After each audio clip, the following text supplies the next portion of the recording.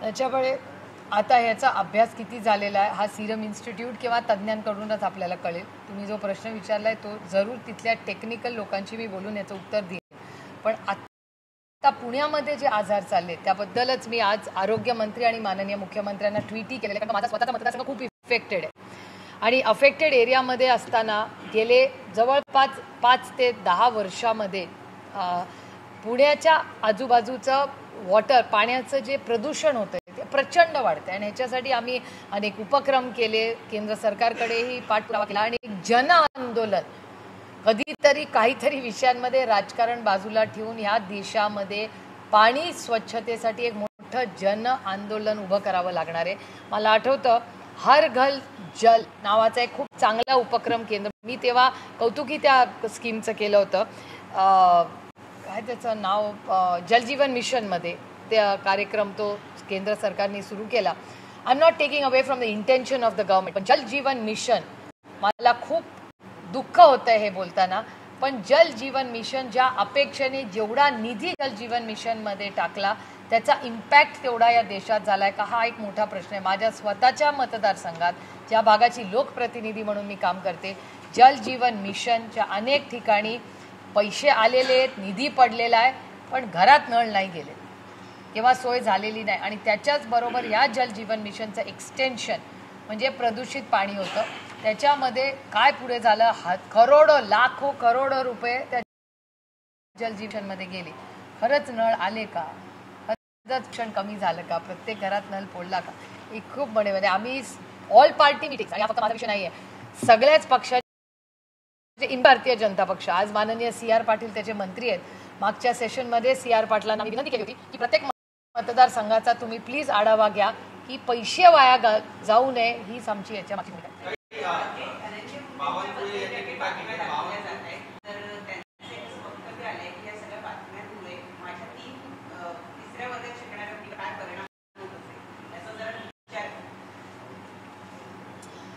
एकतर पब्लिक लाईफमध्ये मीही ते खूप वेळा भोगलेलं आहे, त्याच्यामुळे public life comes at a huge cost. त्याच्यामुळे फॅमिलीला आणि त्याच्या मुलीचाच कशाला, त्यांच्या सगळ्याच मुलं, त्यांची बायको, त्यांची इमिजिएट फॅमिली, अर्थातच केंद्रबिंदू तो माणूस असतो, पण त्याचे जे सगळे स्टेक होल्डर्स असतात ते नेहमीच इफेक्ट असतात. आणि अनेक वेळा असं असतं की त्या व्यक्तीची चूक असते, त्या स्टेक होल्डर्सची कधीच चूक नसते, ते त्यांच्या बिचाऱ्यांची काही चूक नसतानाही त्यांना खूप वेळा सफर करावं लागतं. अशी अनेक उदाहरणं आहेत.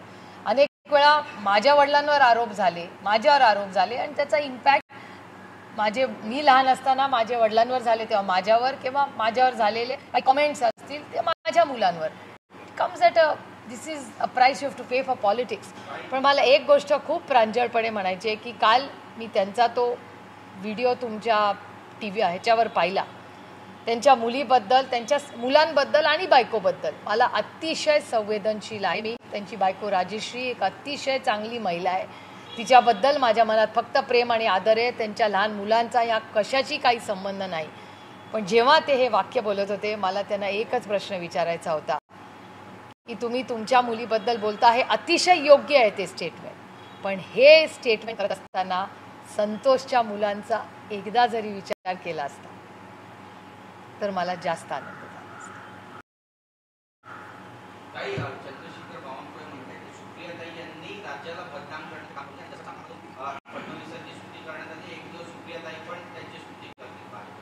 मी देवेंद्र फडणवीसांची कशाला, मी अश्विनी वैष्णवची किती वेळा स्तुती करते.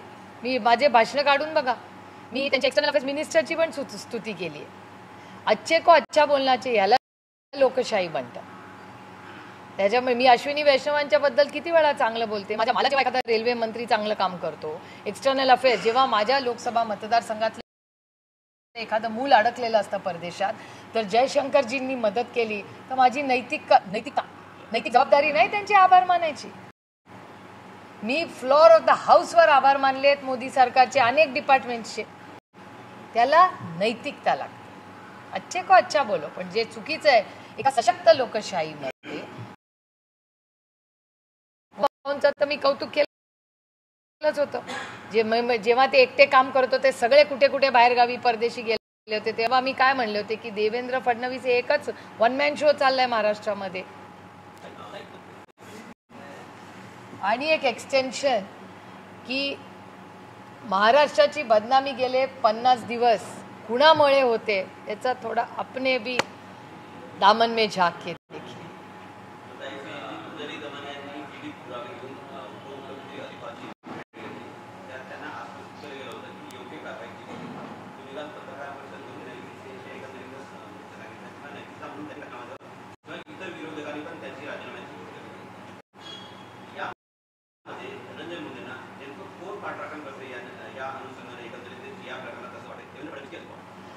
One and the same thing ना. सरकार नाही ओनरशिप पुन्हा सरकारनेच घेतली पाहिजे. 3 पक्षाचं सरकार आहे ना, मग ओनर्स चांगलं असेल तर सगळ्यांनी घ्यायचं आणि वाईट असेल तर एकानीच घ्यायचं असं होत नाही ना. तिघांनी जबाबदारी घ्यावी लागेल ना. म्हणजे मी त्यांच्या जागेवर असते, माझ्या सरकारचं, माझ्या पक्षाचं, माझ्या कुटुंबाचं जर असं होत असेल तर मी पहिल्या दिवशी राजीनामा देऊन टाकला असता. कारण का तुमचे स्टेक होल्डर्स आहे. नेता स्वतःसाठी नाही जगत, तो त्याच्या स्टेक होल्डरसाठी जगतो. That is leadership. एक मराठी का येतो तो झालं का मराठी.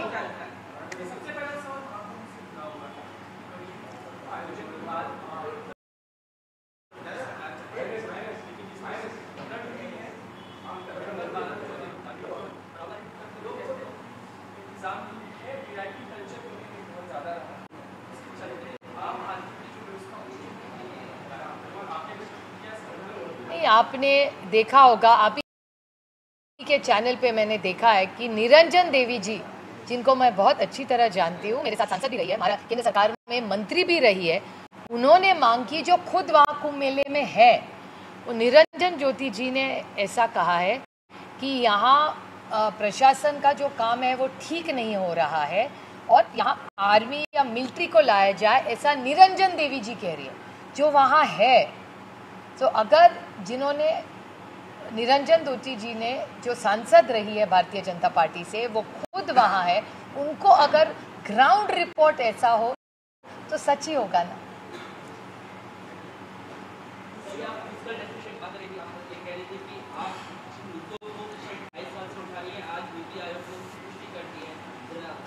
मैं नीति आयोग की तहे दिल से आभारी हूँ कि 2.5-3 साल से जिस बारे में मैं लगातार बोलते आई हूँ कि महाराष्ट्र और केंद्र सरकार जो FRBM एक्ट है, फिस्कल डेफिसिट मैनेजमेंट का जो एक्ट अटल जी की सरकार ने लाया था और उसके बाद मनमोहन सिंह साहब की जो सरकार थी उन्होंने उसको ज़्यादा ताकत दी. और फिस्कल डेफिसिट मतलब क्या, जितना पैसा सरकार में या घर में आता है किसी के और जितना खर्चा होता है उसमें जो गैप होती है. अगर आप 500 रुपया कमाते हो तो 700 तो नहीं खर्चा कर सकते, और 700 करे तो वो 200 रुपया का जो लिया है वो वापस तो करना है ना किसी दिन किसी को, तो वो तो उधार ही रहा ना.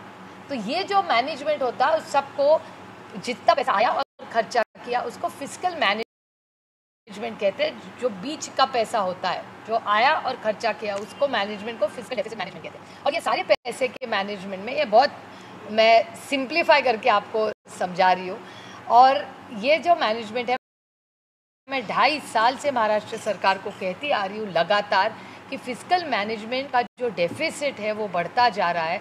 आज महाराष्ट्र की जो आर्थिक व्यवस्था है वो ठीक से नहीं चल रही है, और जो 2.5 साल से मैं लगातार पार्लियामेंट में भी कहती आई और आपसे भी और हर भाषण में मैं बोलती आई, उस पर आज कंफर्म हो गया है. नीति आयोग का जो रिपोर्ट आया है उसमें जो मैंने 2.5-3 साल में कहा है वो पूरा नीति आयोग के रिपोर्ट में आया. मुख्यमंत्री दावोस जाते हैं, आपसे अगले 3 दिन तक वो दिल्ली में प्रचार करेंगे विधानसभा के लिए. लेकिन सवाल हम सब लेकर है कि 50 दिन से ज़्यादा का समय बीत गया. संतोष देशमुख हत्याकांड में जो एक आरोपी है कृष्णा अंतले, वो अभी फरार है. तो दावोस जाना, प्रचार करना और यहाँ पर कानून व्यवस्था जो है चरमराई हुई है. ये जो नीति आयोग का रिपोर्ट है उसमें उन्होंने कहा है महाराष्ट्र आर्थिक और सामाजिक में पीछे रह गया. तो ये तो नीति आयोग जो हम सब कह रहे हैं वो तो कंफर्म कर रहा है. और 50 दिन से एक आदमी फरार है. 50 दिन से क्या कर रही है सरकार, कोई जवाब दे मुझे. 50 दिन से आरोप रोज हो रहे, रोज लगातार आरोप लग रहे। क्यों नहीं ईडी लग रही है? क्यों नहीं सरकार खोल के जवाब दे रही? आज तो कॉन्फ्लिक्ट ये जो इसका भी आया है, जो अंजलि दमानिया जी ने जो आरोप किया है ऑफिस ऑफ प्रॉफिट का जब आरोप लगाया था तो 1 मिनट भी सोनिया जी नहीं रुकी थी। सोनिया जी ने नैतिकता एक दिन में उन्होंने रेजिग्नेशन दे दिया और फिर से वो चुन के आ गए। तो ये मुझे इस सरकार में नहीं दिख रहा है। और 50 बहुत सारी ऐसी चीजें हैं। मैं पूछना चाहती हूँ सरकार को, जब अनिल देशमुख साहब, छगन भुजबल साहब, संजय राउत साहब, नवाब मलिक भाई, इन सब का जब कोई ना कोई आरोप हुआ, ईडी लगी, उनको जेल जाना पड़ा। यहाँ तो 50 दिन से रोज जो सत्ता में भी है विपक्ष में भी है, सारे रोज प्रूफ दिए जा रहे हैं, लेकिन कोई एक्शन इस सरकार नहीं ले रही है। बहुत सारे लोगों को जो इसमें इन्वॉल्व हो सकते हैं, जिन पे आरोप लगे हुए हैं।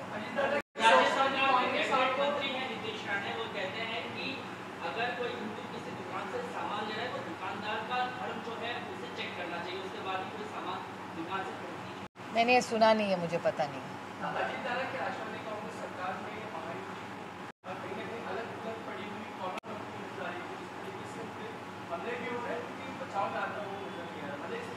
ये बचाव का है ही नहीं, ये नैतिकता की बात है।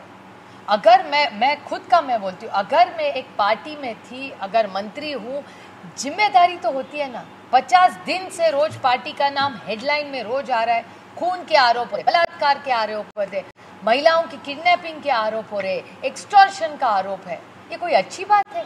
किसी भी एक सशक्त लोकतंत्र में इसको गुंडागर्दी कहते हैं। ये गुंडागर्दी रोज एक मंत्री के नाम भी है और उनके अगर बगैर वालों के आ रही है, उनका कॉन्टैक्ट्स जो आप जो पेपर्स डॉक्यूमेंट्स देखे, उनकी पार्टनरशिप है।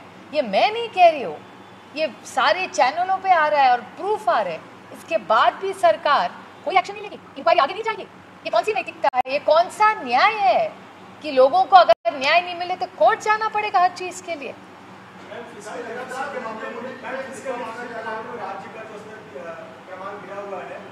जो फीस दिए जा रहे हैं, जो लाडली बहना योजना या इस प्रकार की योजनाएं हैं, क्या ये वजह हो सकती है? नहीं, इसका जवाब सरकार को देना पड़ेगा। मैं कैसे दूं? सरकार को देना पड़ेगा। सरकार की मैनेजमेंट है ना, 2.5 साल से चला रहे हैं ना, 3 साल से। आप बताइए। और नीति आयोग का रिपोर्ट ही कह रही, जो मैं कह रही थी, चलो आप कह रहे मैं बदनामी कर रही हूँ राज्य की, कह रहे चलो मान लो, मैं तो विपक्ष में हूँ, लेकिन 3 साल के बाद 3 साल लगे। सबर का फल मीठा होता है, सत्यमेव जयते, सत्य बाहर आ गया। जो 3 साल से मैं लगातार इस राज्य के बारे में बोल रही थी, वो नीति आयोग ने कहा, नीति आयोग सरकार का नीति आयोग है, मेरी नहीं है कोई वहाँ। चल, ये अच्छी बात है, नहीं है, बहुत अच्छी बात है, बिल्कुल नहीं। टैक्सेशन नहीं है, जीएसटी एक यूनिवर्सल टैक्स है, टैक्सेशन का इशू है ही नहीं। This is a bad fiscal management. जिस तरह से एक्सटॉर्शन हो रहा है, आप देख रहे हैं 50 दिन से एक्सटॉर्शन का केस चल रहा है, कोई बड़ी एक्शन नहीं हुई है।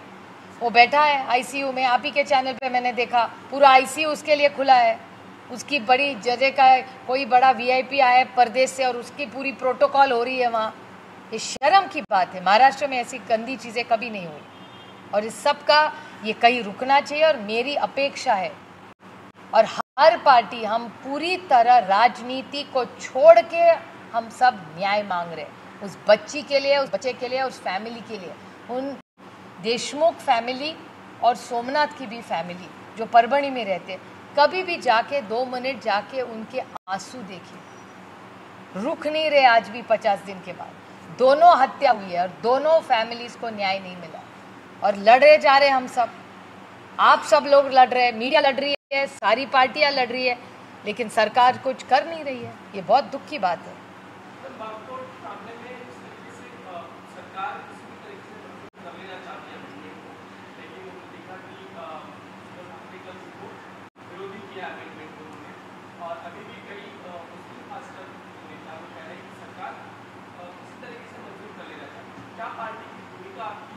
हमारी तो बाल्या मामा, हमारे जो सांसद है, वो वक्फ बोर्ड के मेंबर है, वो जो रिपोर्ट आएगी वो 2-4 दिन में बाहर आएगी। जो अमेंडमेंट्स आए वो एवरीबडी इज अंडर ओथ, सो जब तक टेबल नहीं होती रिपोर्ट कुछ कहना ठीक नहीं होगा। लेकिन जब रिपोर्ट आएगी पार्टी उसका स्टैंड बोलेगी। हम रिपोर्ट के लिए रुके हुए।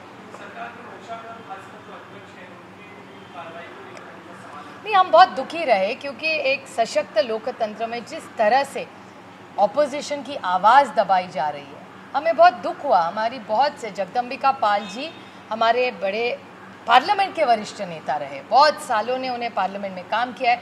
मैंने उनके साथ बहुत साल कांग्रेस में काम किया, ओरिजिनल कांग्रेस के है वो। कांग्रेस में बहुत साल हम साथ में काम किया जगदम्बिका पाल जी। उनके भाषण हम बड़े प्यार से और आदर से सुनते आ रहे, लेकिन जिस तरह से उन्होंने यहाँ किया हमें बहुत दुख हुआ। एक लोकतंत्र में ये शोभा नहीं देता और जगदम्बिका पाल से हमें बहुत ज़्यादा उम्मीदें थी।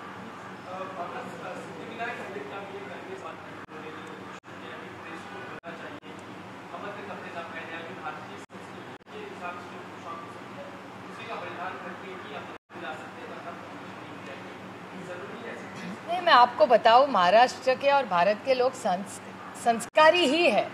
मुझे एक्चुअली आश्चर्य लगा, हम सब मंदिर से बहुत प्यार से बड़ी विनम्रता से सब जाते हैं, आशीर्वाद लेने जाते हैं। तो मुझे नहीं लगता हमारे संस्कारी भारत में ऐसा कभी होता है। मुझे आश्चर्य लगा क्योंकि मैं बहुत सारे मंदिरों में बड़ी श्रद्धा से जाती हूँ, मैंने कभी ऐसे देखा नहीं है कभी भी। तो मेरे ये क्यों निकाला है उन्हें, उन्होंने पता नहीं। मैंने कभी, मैं भी खुद सिद्धिविनायक मंदिर जाती हूँ, बहुत सारे मंदिरों में देश में जाती हूँ, महाराष्ट्र में जाती हूँ, लेकिन मैंने कभी ऐसे बदतमीजी करते किसी को नहीं देखा। तो ये क्यों निकाला है मुझे पता नहीं, क्योंकि हम श्रद्धा और बहुत संस्कारी भारत और महाराष्ट्र के लोग। Okay, thank you.